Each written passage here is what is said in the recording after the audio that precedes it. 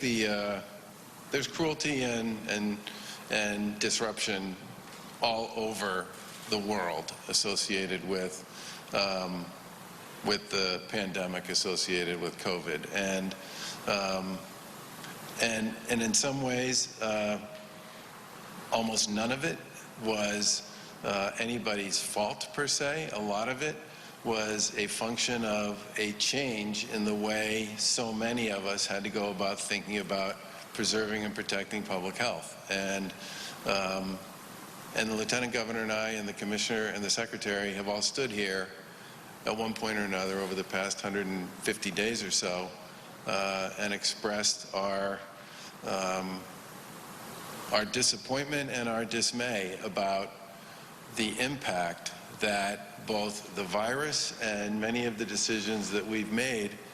have had on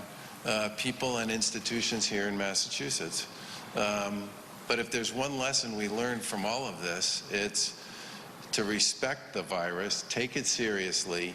don't let your guard down, and do the things that need to be done to make it possible for people to be able to rebuild and reopen. And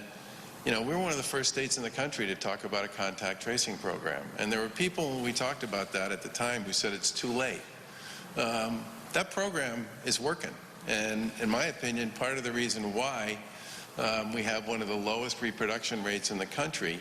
if you look at the state-by-state reproduction rates, and one of the reasons why our COVID rates continue to decline, and so much of our other information has been pretty positive,